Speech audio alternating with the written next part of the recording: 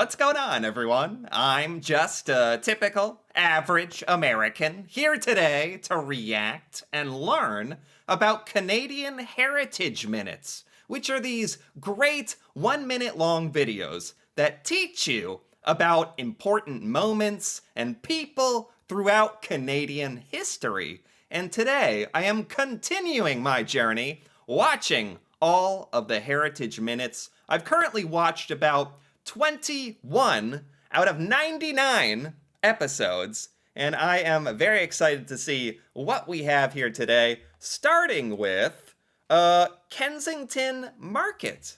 Okay, neighborhoods like Toronto's Kensington Market have helped shape our country by providing newcomers a first stop in Canada. So this is a marketplace, this is a neighborhood in Toronto. It's so famous that it gets its own Heritage Minute. Wow, a neighborhood in Toronto, a marketplace. And they say it helped shape Canada. It is worthy of the Heritage Minute because it provided newcomers a first stop in Canada. Is this market in Toronto, like, historically a place where newcomers stopped in Canada?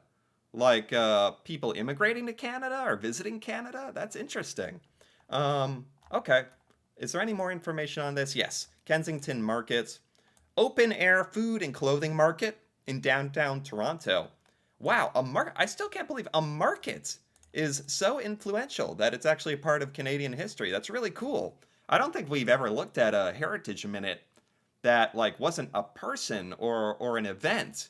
This is just like a market. You buy food and clothing. Sounds good to me.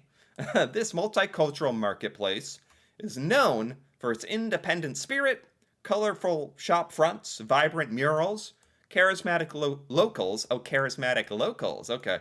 People-friendly pedestrian Sunday events. Wow. It's not just any market. It's a very cool market. It's hippening. It's happening. It's popping. The eclectic businesses located in this market. Is it tough to get a business in Kensington Market? Because this sounds like it's very, very famous. I've never heard of it, though. The eclectic businesses in Kensington Market sell fresh produce, cheese, meat, bread, dessert. Now we're talking. Okay. No one mentioned the dessert. Okay, now I get it. Bulk spices, nuts, flowers, marijuana, vintage clothing, and also teams with a variety of restaurants, cafes, bars.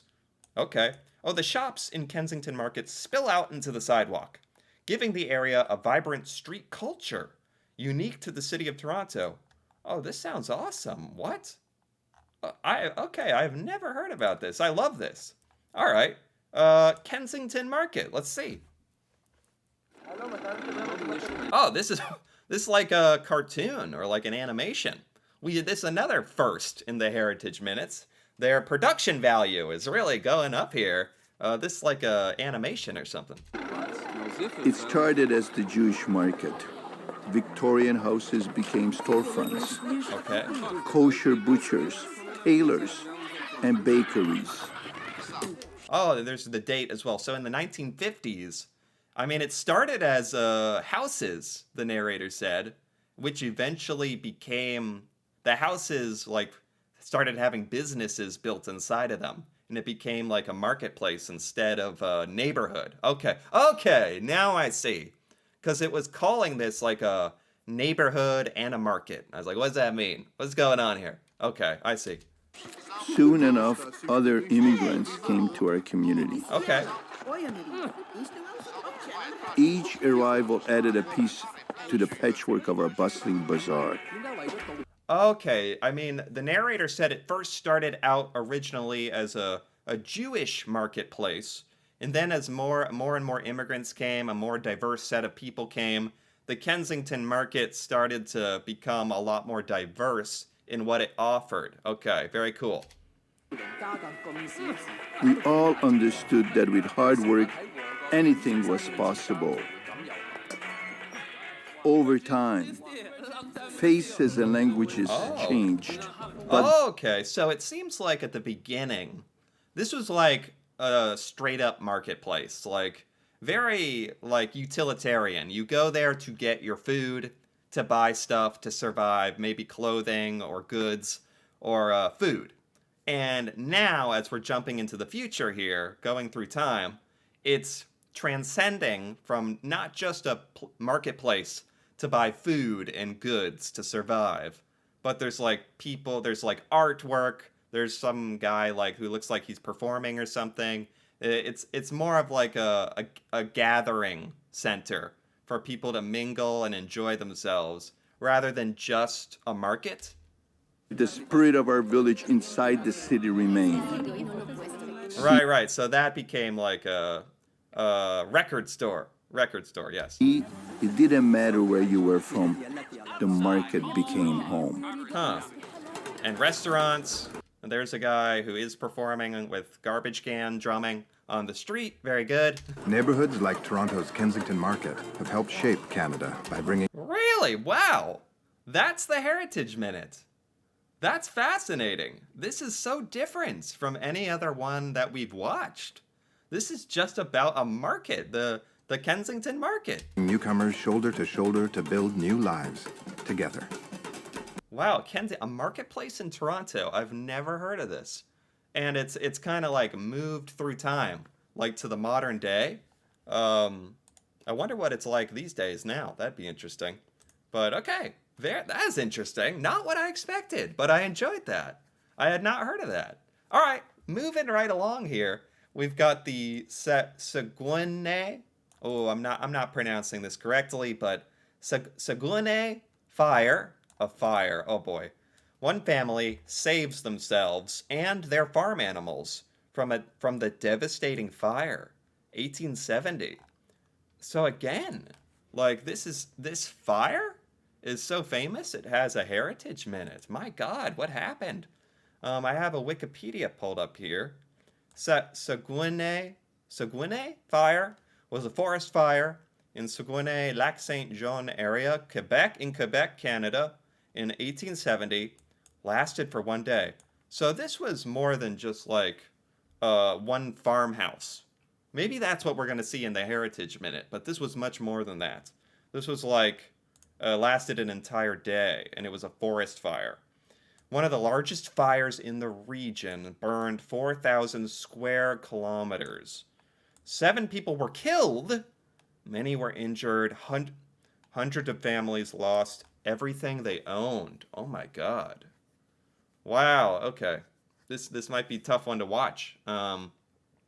It's so sad because it's sad enough that 7 people were killed, but the lasting effects of this forest fire arguably contributed to way more deaths than that, considering that hundreds of families lost everything they owned, which is horrific in a different kind of way.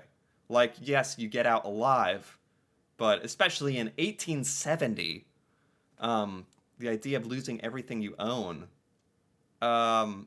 could have been a death sentence for a lot of people. That's terrifying and horrible. But as terrifying and horrible as it is, let's take a look. For educational purposes, Saguenay fire. Giovanni! Fire! The neighbor's farm is on fire. It's almost to the road. It's heading Oh! for us. Help me get the animals out. Oh! How did they do this? So this is one of the older Heritage Minutes. I'm saying, how did they, this looks like for the purposes of filming this, they really set that cabin on fire. Amazing production value. But anyway, this is a serious topic. Let's get back to it. Fire! The neighbor's farm is on fire. It's almost to the road. It's heading for us. Help me get the animals out of the barn. The fire's getting closer. Yeah. Oh my God. Especially thinking like back in 1870. This is your life. Like they can't just run away and be like, okay, everyone, let's get out of here. They have to worry about their farm animals and stuff like that. I mean, they're watching their literal livelihood like burn down before their eyes. Their barn and their house, or they said the neighbor's house was on fire, but it's probably spreading towards them. Yeah. I'm on the The horse. house is burning. We're getting out to the river. Get up. Can't leave everything. Careful. Don't fall. Come on. We have fast, hurry! Oh my god. We're going to make it! I can't. Oh my god, they literally just left everything. They got one horse. They literally left all their belongings, and their literal house was burnt down. Something tells me in 1870 they didn't have fire insurance taken out on their home. Jeez. Yes, you can. Hurry! Hurry! You must get in. I can't! Watch out for sparks. Get in! Hair's on Get in the boat! Keep the hair wet. In May 1870, fires raged along the Saguenay River for more than 150 kilometers. I forget, like, what starts something like this in 1870? I know, sadly, a lot of the time nowadays, forest fires are even accidentally started by human beings. What started something like this? Maybe it was a person making a bonfire or something. Or, you know, when the forests get really, really dried out, any kind of, like, occurrence of a spark or flame can cause it. I don't know if, like, lightning bolts can cause them, too. But anyway, I was kind of thinking what started this historic fire in Quebec. But nonetheless, regardless of what started it, super tragic. So, and this was just apparently one of many forest fires. Something about it, like being 1870, it's horrible to think of forest fires now.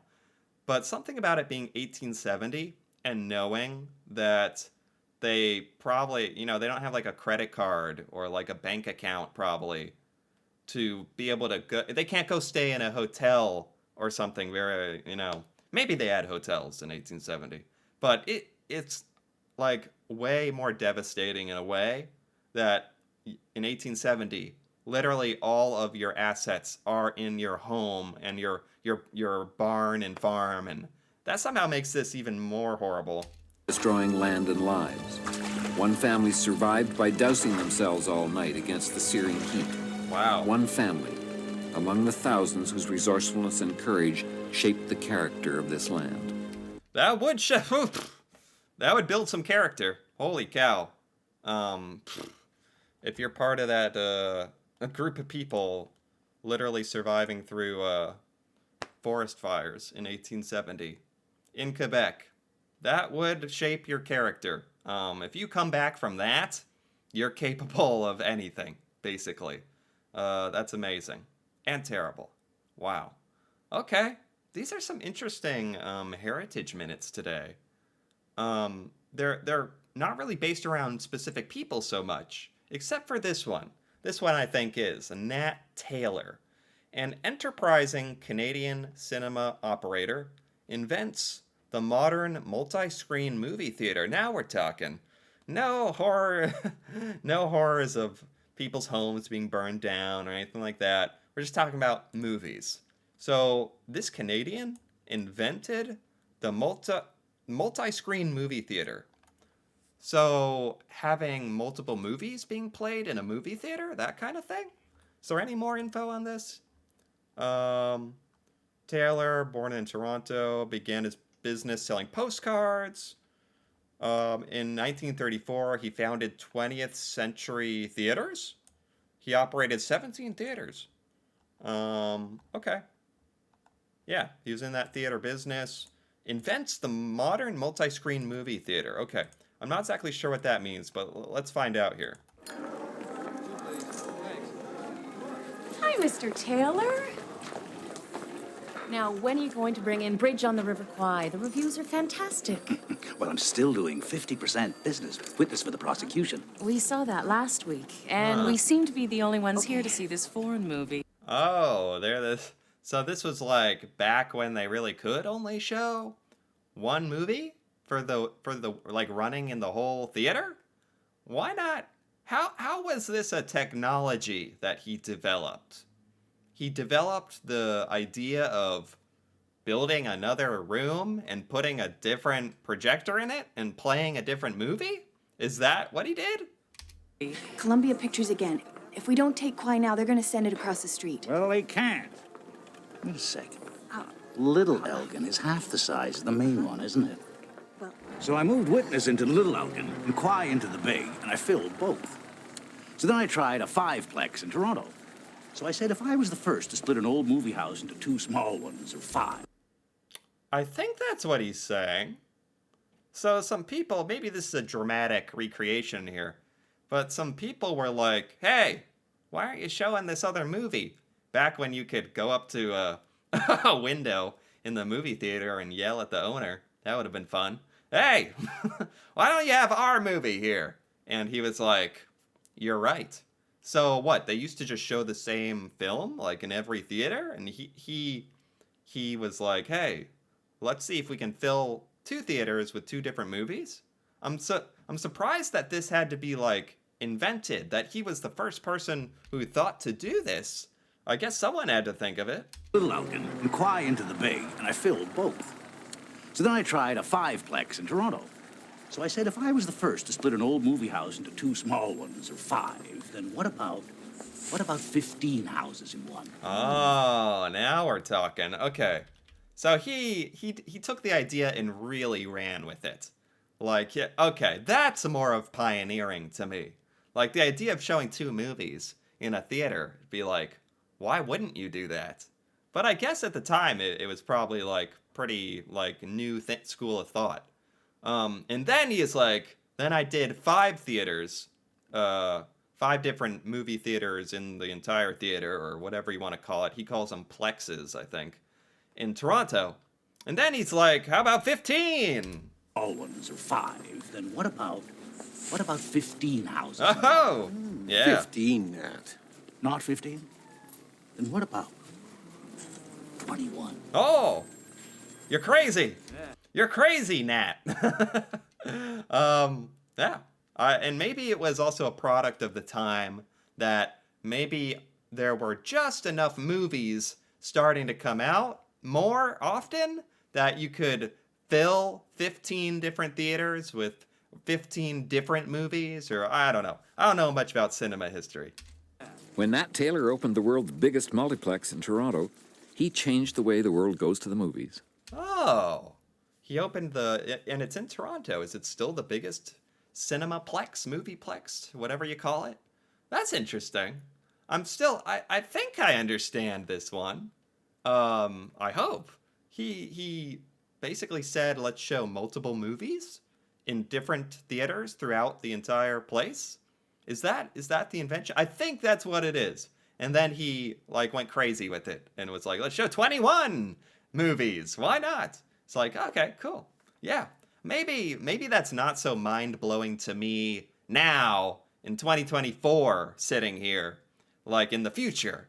Maybe that's just obvious, but back then it was more of a pioneering way of thinking about movies. I think that's what it is. I just want to fully appreciate what it is that Nat Taylor did here. That makes more sense to me. But yeah, I actually enjoyed these quite a bit. This was a very interesting set of heritage minutes. The Kensington Market, and then there was that fire in Quebec, and Nat Taylor with movies. I love these because they cover such different aspects of Canadian history, and such unique stories. Such unique stories that I would never, ever hear or interact with normally in my American life. So that's another real treat, I think, of checking out these Canadian Heritage Minutes. But yeah, I enjoyed these quite a bit today. Anyway, if you enjoyed these as well, feel free to give this video a like or leave a comment with your thoughts on any of these Heritage Minutes today. And if you're interested in more videos like this, me reacting to Canada and Canadian culture, feel free to subscribe for more. And until then, thanks for watching, and see you next time.